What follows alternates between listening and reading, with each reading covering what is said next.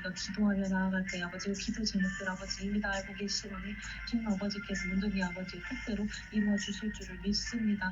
아버지 기도의 용사들이 되게 하여 주시고 아버지 기도의 능력자들이 되게 하여 주시고 아버지 큰빛 은혜교회가 아버지 기도로 말미암아 아버지께서 부어주신 놀라우신 사명을 온전히 감당하는 아버지 그런 교회 될 수 있도록 주님 아버지 함께하여 주시고 아버지 동행하여 주시옵소서. 아버지 예배 시간 가운데 아버지 초청합니다. 성령 하나님 환영합니다.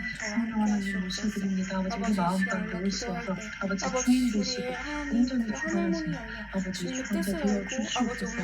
아버지 예배 시간 가운데 주님의 이름을 높여드리고 주님의 이름을 찬양합니다. 주님 아버지 홀로 영광 받으시고 높임 받으시옵소서. 주님 아버지 사랑합니다.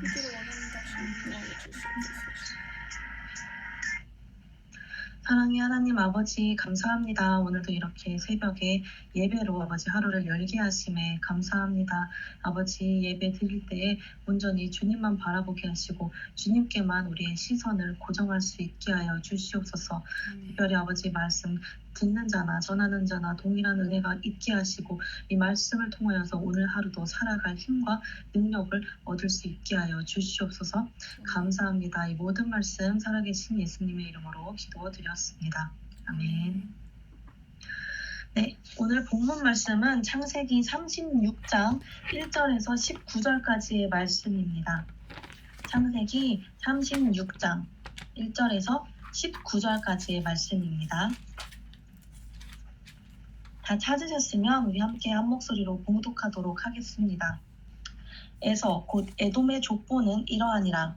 에서가 가나안 여인 중 헷 족속 엘론의 딸 아다와 히위 족속 시브온의 딸인 아나의 딸 오홀리바마를 자기 아내로 맞이하고 또 이스마엘의 딸 느바요의 누이 바스맛을 맞이하였더니 아다는 엘리바스를 에서에게 낳았고 바스맛은 르우엘을 낳았고 오홀리바마는 여우스와 알람과 고라를 낳았으니 이들은 에서의 아들들이요 가나안 땅에서 그에게 태어난 자들이더라. 에서가 자기 아내들과 자기 자녀들과 자기 집의 모든 사람과 자기의 가축과 자기의 모든 짐승과 자기가 가나안 땅에서 모은 모든 재물을 이끌고 그의 동생 야곱을 떠나 다른 곳으로 갔으니 두 사람의 소유가 풍부하여 함께 거주할 수 없음이러라. 그들이 거주하는 땅이 그들의 가축으로 말미암아 그들을 용납할 수 없었더라. 이에 에서 곧 에돔이 세일산에 거주하니라. 세일산에 있는 에돔 족속의 조상 에서의 족보는 이러하고 그 자손의 이름은 이러하니라. 에서의 아내 아다의 아들은 엘리바스요 에서의 아내 바스맛의 아들은 르우엘이며 엘리바스의 아들들은 대만과 오말과 스보와 가담과 그나스요 에서의 아들 엘리바스의 첩 딥나는 아말렉을 엘리바스에게 낳았으니 이들은 에서의 아내 아다의 자손이며 르우엘의 아들들은 나핫과 세라와 삼마와 미사니 이들은 에서의 아내 바스맛의 자손이며 시브온의 손녀 아나의 딸 에서의 아내 오홀리바마의 아들들은 이러하니 그가 여호수와 얄람과 고라를 에서에게 낳았더라. 에서 자손 중 족장은 이러하니라. 에서의 장자 엘리바스의 자손으로는 대만 족장, 오말 족장, 스보 족장, 그나스 족장과 고라 족장, 가담 족장, 아말렉 족장이니 이들은 에돔 땅에 있는 엘리바스의 족장들이요 이들은 아다의 자손이며 에서의 아들 르우엘의 자손으로는 나핫 족장, 세라 족장, 삼마 족장, 미사 족장이니 이들은 에돔 땅에 있는 르우엘의 족장들이요 이들은 에서의 아내 바스맛의 자손이며 에서의 아내인 오홀리바마의 아들들은 여우스 족장, 얄람 족장, 고라 족장이니 이들은 아나의 딸이요 에서의 아내인 오홀리바마로 말미암아 나온 족장들이라. 에서 곧 에돔의 자손으로서 족장된 자들이 이러하였더라. 아멘. 네, 오늘 본문 말씀은 에서의 가족 계보에 대한 내용입니다. 제가 전도사라는 직분을 받기 전에 이렇게 성경을 읽다가 누가 누구를 낳았다, 누가 누구를 낳았다 이런 내용이 쫙 나오는 성경 장들이 있잖아요. 그러면 이게 왜 성경에 기록돼 있을까? 누가 누굴 낳은 게 왜 중요할까? 별로 신경 쓰지를 않았습니다. 이런 족보나 계보 부분이 나오면 그냥 눈으로 이렇게 슥 읽고 빠르게 넘겨버리곤 했었죠. 그런데 이제 신학을 공부하고 또 성경을 더 깊게 공부하면서 하나님의 말씀에 아무 이유 없이 기록된 것은 없다는 것을 제가 절실하게 실감하게 되었습니다. 이 성경 속에서 족보는 꾸준히 등장합니다. 그 이유는 하나님께서 이 족보를 통하여서 하나님의 약속과 또 언약이 어떻게 이루어져 나가는지를 보여주시는 설명이기 때문에 그렇습니다. 이 약속이라는 키워드로 족보는 우리에게 계속해서 하나님이 어떻게 언약을 성취하셨는지 이런 과정과 또 역사의 정보들까지 전해주고 있습니다. 그렇기 때문에 이 족보 하나를 읽어도 하나님의 약속의 성취와 감격이 우리 마음 가운데 있어야 하는 것이죠. 오늘 말씀을 통하여서 하나님의 놀라우신 섭리와 또 하나님 말씀 안에 거하며 살아가는 것이 얼마나 중요한 것인지 알아가시기를 주님의 이름으로 소망합니다. 오늘 말씀 1절부터 8절까지는 가나안 땅에서 거주할 때의 에서 가문의 계보와 더불어서 에서가 가나안 땅을 떠나 세일산으로 이주한 것을 기록하고 있습니다. 그리고 9절에서 14절은 세일산으로 이주한 이후에 에서 가문의 계보를 기록하고 있고요. 15절에서 19절은 에서의 후손 가운데 에돔 족속의 족장이 된 자들의 명단을 기록하고 있습니다. 그렇다면 다시 처음에 질문으로 돌아가 보겠습니다. 왜 망령된 자라고 일컬음을 받았던 에서의 계보가 성경에 이렇게 기록되었을까요? 주석에 따르면 이 에돔 족속이 구약시대 전반에 이르러서 이 이스라엘과 적대적인 관계를 이루었기 때문에 그 배경의 설명, 이 배경적인 설명의 필요성을 위해서 기록이 되었다고 주석은 말하고 있습니다. 이 직간접적으로 이스라엘의 역사에 많은 연관이 있었기 때문에 그 에돔 족속의 기원을 밝히기 위함이었죠. 그리고 그와 더불어서 창세기 25장 23절에 나오는 것처럼 리브가가 임신했을 때 두 민족이 있게 되리라는 하나님의 예언은 물론 이삭이 말한 예언의 성취까지도 이 계보를 통해 하나님은 분명하게 보여주고 계십니다. 먼저 에서의 가문을 한번 살펴보겠습니다. 에서는 이삭의 장자입니다. 이삭은 이 아버지의 아브라함이 하나님과 맺은 언약을 따라서 살았습니다. 에서도 마땅히 그래야 했죠. 그러나 에서는 이 언약에는 좀 무관심했습니다. 할아버지 아브라함 또 아버지 이삭 때부터 계속되어 온 경고를 완전히 무시하고 이방 여인들을 취해서 가정을 이루었습니다. 그 경고는 너희들은 가나안 족속 중에서 아내를 취하지 말라. 아내를 취할 때는 반드시 본토 친척 아비 집에 가서 취하라는 것이었습니다. 이삭도 이 명령에 순종하기 위해서 아브라함의 종이 가서 리브가를 데려올 수 있었던 거잖아요. 그 순종하기 위하여서 먼 길을 떠나서 리브가를 만나고 하나님의 사인을 구하고 또 주관하심을 기도하여서 리브가가 이삭과 결혼할 수 있게 되는 이 모든 절차가 하나님의 명령에 순종하는 이삭의 가문을 그리고 있습니다. 그러나 에서는 어떻게 했습니까?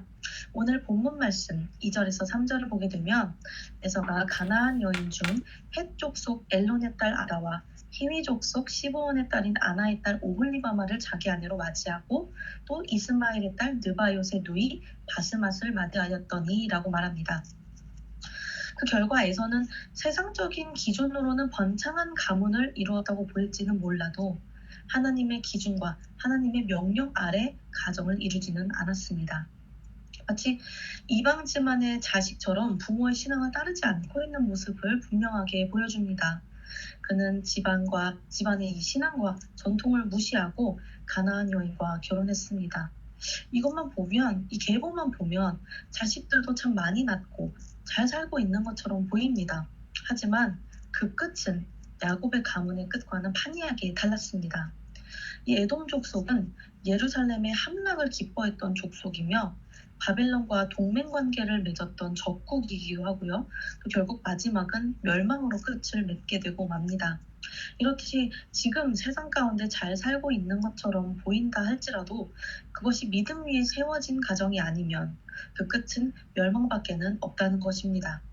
이 에서의 이름은 성경 안에서 망령된 자로 기록이 되어 있습니다. 그에 반해 야곱의 가문은 그 뒤를 이어서 하나님의 약속을 따라 계속 이어지게 됩니다.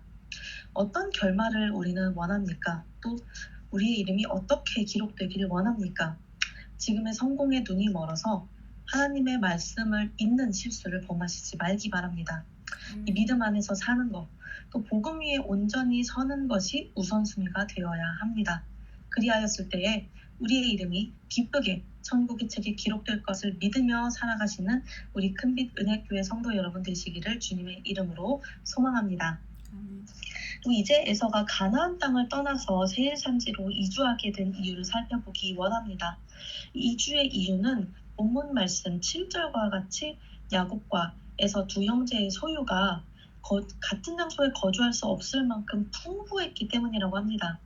이 유목민에게 있어서 가축은 재산이고 또 권력의 상징이라면 이 목초지는 그 재산을 유지하는 데 꼭 필요한 자원이 되겠죠. 그렇기 때문에 한정된 목초지 안에서 두 권력자가 그 가축들을 데리고 함께 공존하기란 사실 어려운 일입니다. 내 양떼 먹일 풀도 모자란데 다른 양떼가 온다면 그거는 싸움이 일어날 것이 정말 불보듯 뻔하기 때문이죠. 이런 사실을 일찌감치 감지한 에서는 이 가나안 땅을 떠나서 세일 산지로 거처를 옮기게 됩니다.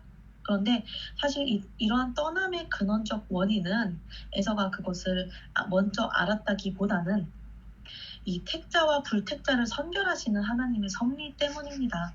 하나님은 우리의 필요와 욕구, 또 환경과 상황까지 통해서 당신의 뜻을 실현시키는 분이시고 또 주관하시는 분이시기 때문입니다. 이 리브가의 복중 예언을 한번 살펴볼까요? 창세기 25장 23절을 보면 여호와께서 그에게 이르시되 두 국민이 내 태중에 있구나. 두 민족이 내 복중에서부터 나누이리라. 이 족속이 저 족속보다 강하겠고 큰 자가 어린 자를 섬기리라 하셨더라 라고 나옵니다. 결국 이 예언대로 에서는 세일산으로 거처를 옮겨서 족속을 이루고 살게 됩니다. 세일산은 이 성경에서 쓰이는 용어로 보면 이 언약의 땅 가나안의 시온산과 대조되는 이방의 산을 뜻한다고 합니다.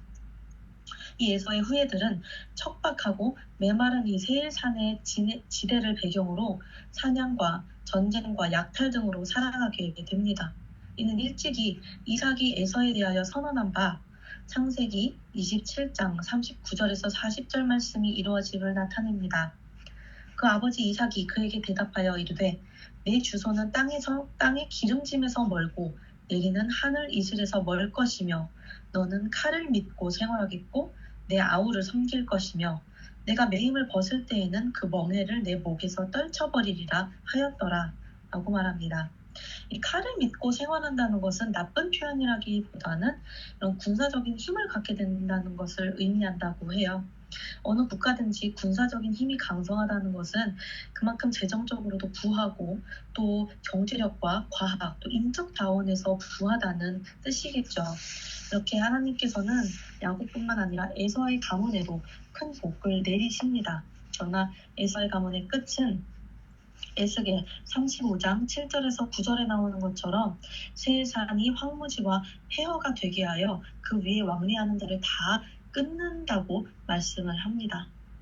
이 세일산을 황무지와 폐허가 되게 만드신다는 거예요. 이걸 보면 야곱은 가축을 치고 농사를 지으며 힘들게 재산을 키우지만 에서의 가문은 평탄해 보이고 군사적인 힘도 강하며 재물도 많고 자식들도 아무 문제 없이 잘 낳고 사는 것처럼 보일 수가 있습니다. 그렇지만 부러워할 필요가 하나도 없습니다. 우리는 현재 그들의 모습보다 하나님 말씀대로 사는 삶, 하나님 약속 안에 사는 삶을 살아야 하기 때문입니다. 믿지 않는 사람들이 평탄해 보이고 또 더 성공하는 것처럼 보인다 할지라도 우리는 그런 영원하지 않을 것들에 일희일비하는 것이 아니라 하나님께 집중하는 삶을 살아야 한다는 것입니다. 사랑하는 큰비는 교회 성도 여러분, 오늘도 하나님 앞에 집중하고 또 하나님 약속 안에 사는 하루가 되시기를, 그리하여서 지금 현재의 삶에 불평하고 다른 것들을 부러워하는 것이 아니라 천국의 소망, 천국의 영원한 생명의 선물을 바라보며 살아가시기를 주님의 이름으로 소망합니다. 말씀을 마무리하도록 하겠습니다. 에서의 족보는 한 가문의 성장과 흥함을 나타내는 것 같이 보일 수 있지만 그 안에는 하나님 없이 성공하고 번성하는 것은 아무 소용이 없다는 것도 분명하게 나타내줍니다. 우리가 바라봐야 할 것은 하나님과 함께하는 천국에서의 삶이지 지금 이 생에서 붙잡아야 하는 것들이 아닌 것입니다. 우리의 이름이 어떻게 기록되기를 원하십니까?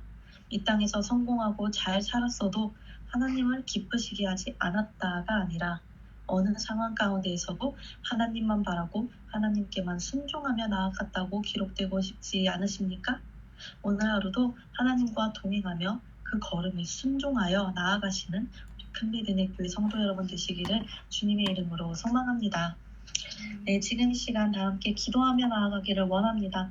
먼저 오늘 하루도 말씀 들은 것 가지고 기억하면서 이 말씀처럼 오늘도 살아갈 수 있도록 기도하시고 특별히 담임 목사님이신 이기복 목사님께 영육간에 강건하여 성령 충만한 능력이 있기를 또 특별히 건강 가운데 통풍이 깨끗하게 치유되는 역사가 있을 수 있도록 아멘. 기도하여 주시기 바랍니다.